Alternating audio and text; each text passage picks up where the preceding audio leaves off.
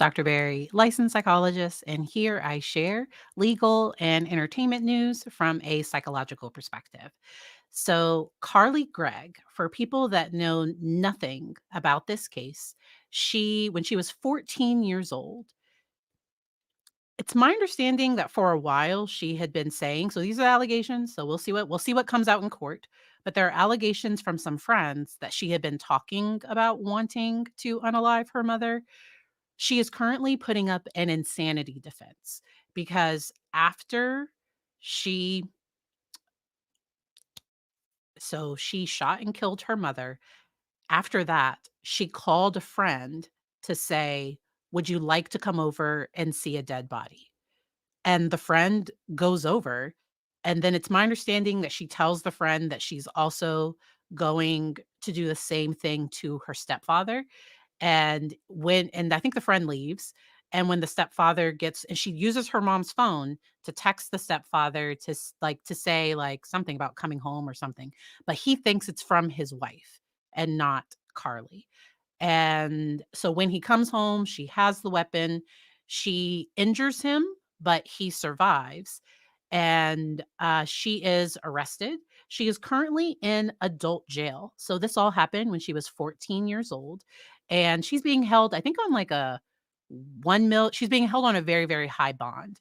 And this all happened down in Mississippi. And it is a very, very tragic case. They did do a competency hearing to see if she was competent to stand trial, and she was evaluated, and both the defense expert and the prosecution expert both said that, yes, she was competent to stand trial. She knew who she was, she knew who the judge was. She was stable enough, because the her attorneys are going with an insanity defense, that in that moment that she was insane, and by the legal standards.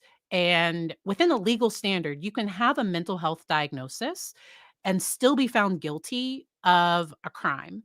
What the insanity defense does is, if somebody is so psychotic that they don't even realize that what they're doing is wrong, they don't realize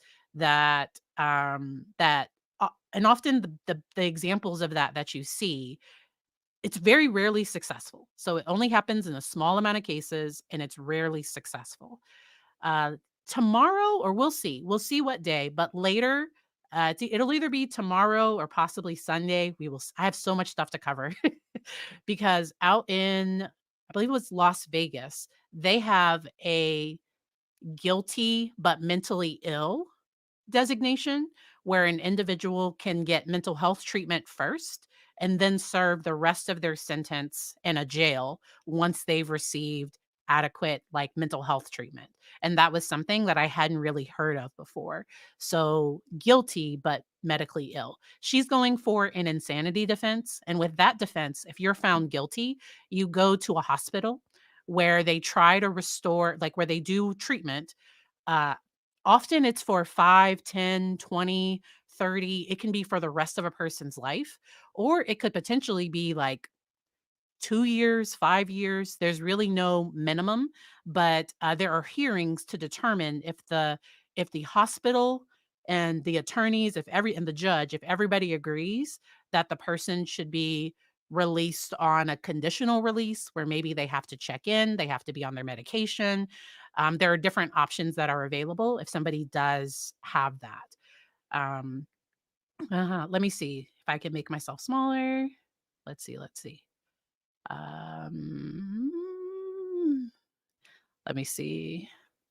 I think it's this one. All right.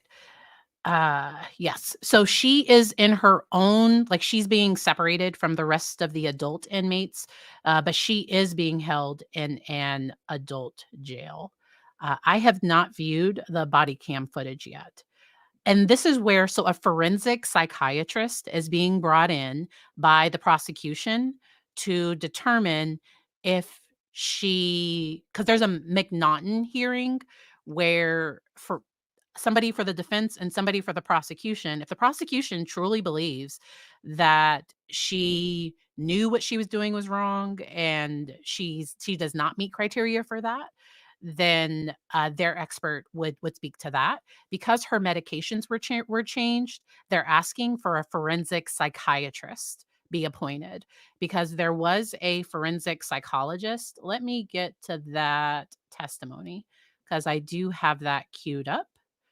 Because and I have all of the videos that I'm sharing and the article linked down in the description. Here we go. Let's do, y'all know I like 1.25 speed. Closed captionings are not available on this video. If you're watching live, YouTube loads them later. So if you need closed captioning, probably by normally within a period of time, YouTube adds them. But this is the forensic. This is the psychologist. So let's listen to a little bit of this. Ooh, that's loud for me. Let me see if I can turn that down. Okay. Y'all let me know how that sounds on your end. There's a lot of background. I can adjust.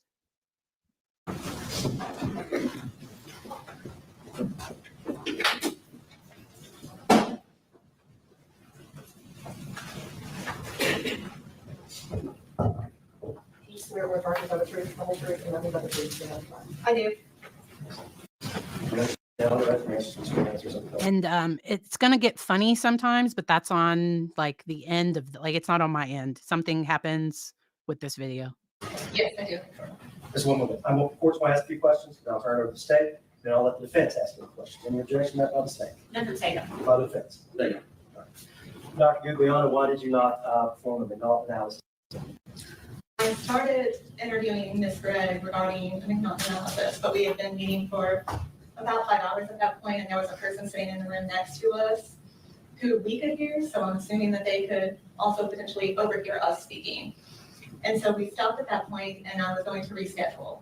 In working on my competency report and reviewing records that I had received, I believe on 2 days prior to my interview of Ms. Gregg, it seems that medications are going to be relevant to her mental state at the time of the alleged offenses.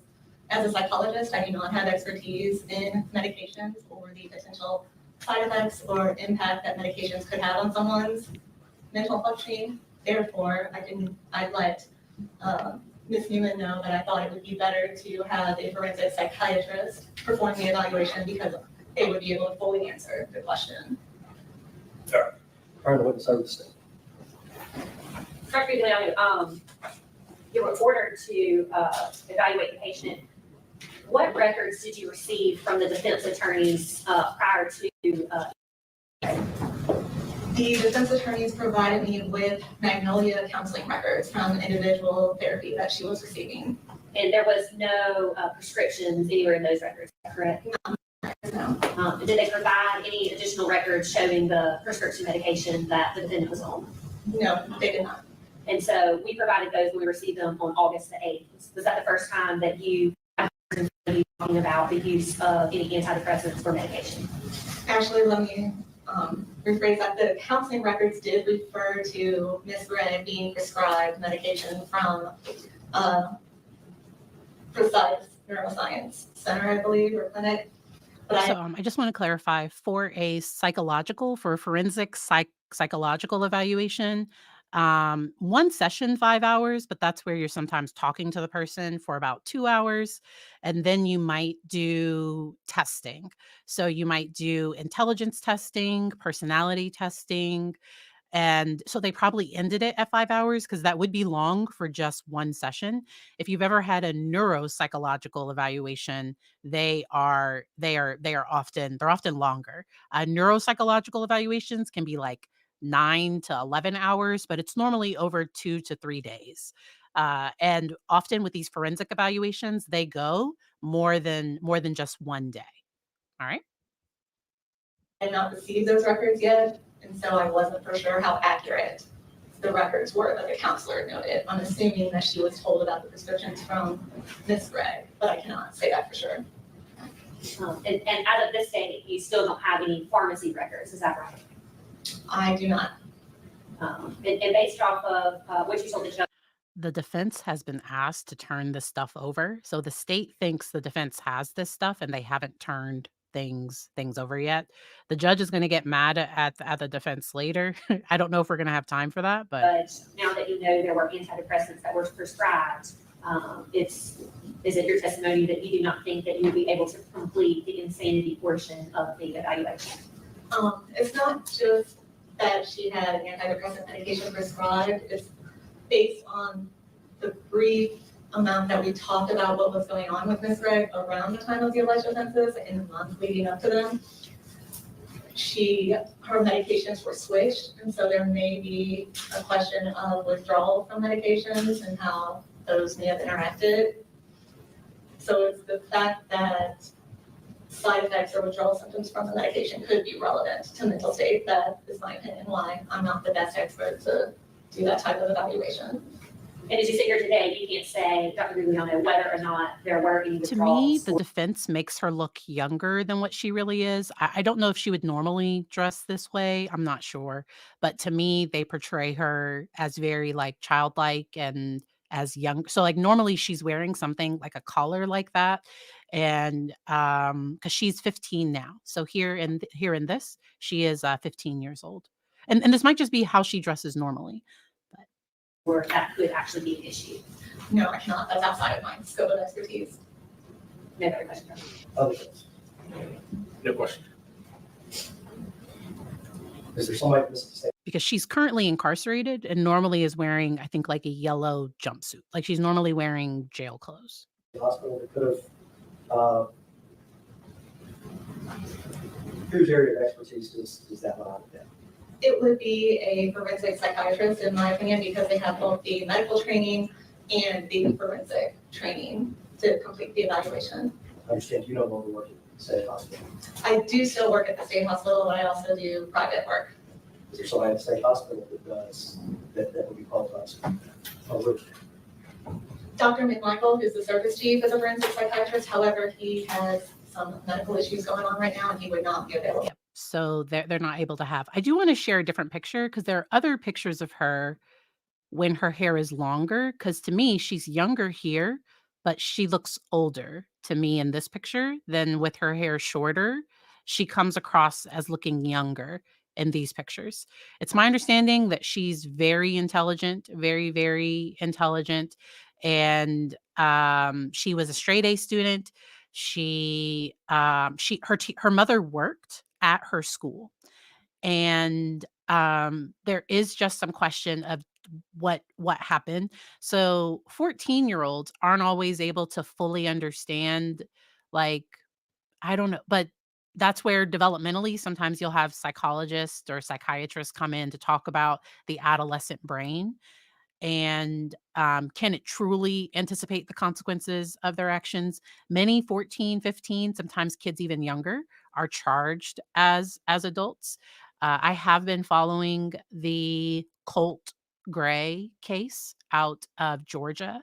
That was a recent mass school shooting, and the father was also arrested in that case, similar to the Ethan Crumbley case, where the parents were held responsible for providing the child, like not adequately securing their weapon. In this case, there's no allegation that like um uh nothing's come up to say, because also her victim was like her mother, and there are just a lot of questions about, because of what happened after, to everybody else's mind that does not seem logical or rational. Was she in a state of psychosis? And that's where the forensic experts will have to meet with her to determine if what state of mind she was in, and it'll be hard to assess that after the fact. That'll be really, really difficult.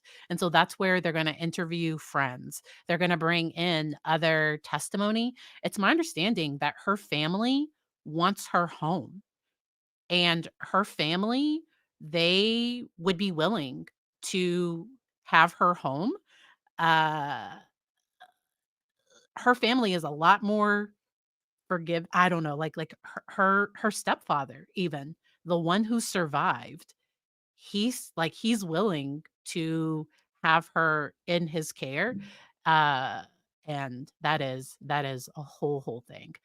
Northwest, I agree. Do not do that, especially after allegedly the FBI has warned you that your child has made a threat. And so don't do that. Those are just rational things, I think. But with this case, we aren't sure. So I'm going to continue to follow this one to see where the expert testimony falls. During this, she was found competent to stand trial. Her attorneys are going to kind of be uh, admonished by the judge. Like the judge is going to be frustrated that they have not provided the records and things that he has asked for, and that the prosecution has asked for. Let's see where this is. There's some records attached. There will be something to the effect of, we've made stamp documents 1 for 200, here they are. If they're not in the discovery tomorrow, they're not going to come in unless they are not in your possession. The purpose of discovery is to reach the truth. It is not to ambush either side.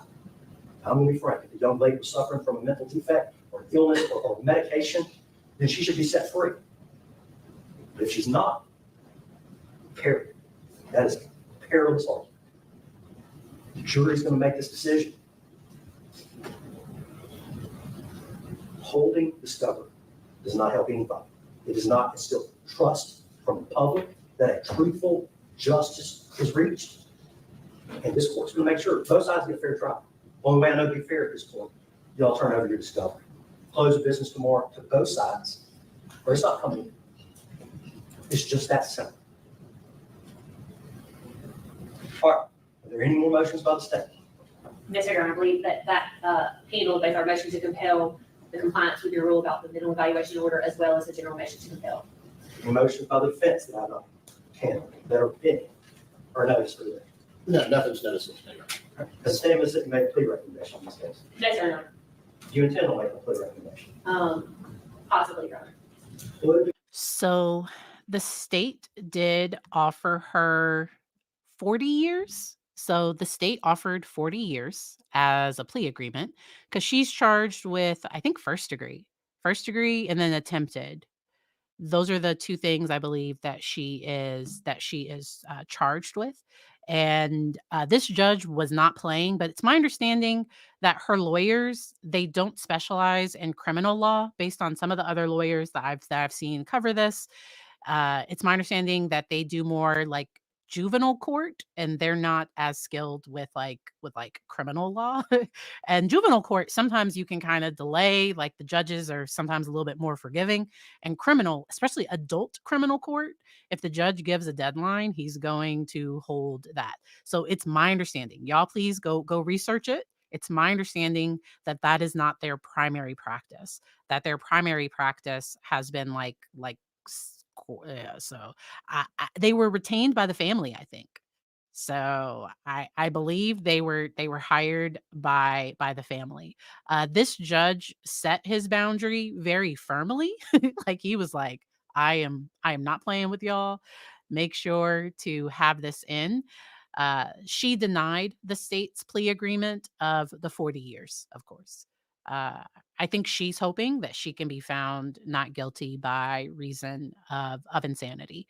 I believe the defense did file that that's what they're going for, and that's kind of their hope in this case. We will see what happens. I truly, truly thank you all for hanging out with me today. If you do just so happen to be a member, like I said, because I've done 3 videos and I think YouTube won't send out like notifications again today. So check back to my page about 4 p.m. Because I do believe I'm going to cover something. I have the Darrell Brooks sentencing or the I don't think Ali. I don't know if Ali Abulaban. I don't know if it'll be done by then, and because there's probably a lot of victim impact statements. He'll probably also want to say something. I could imagine. And I am also going to cover. I have some other things. The Deborah Redding case, and so if you like this type of content, make sure to hit that like button, hit that sub button, so you'll be notified when I go live. I really appreciate each and every one of you. Yes, so I'm going to be covering that and going more into that not guilty. Sorry, not guilty. So once again, guilty by but mentally ill. So it's GBMI, guilty but mentally ill. And that's what he pled yesterday. And so thank y'all so much. And I hope y'all enjoy the rest of your day.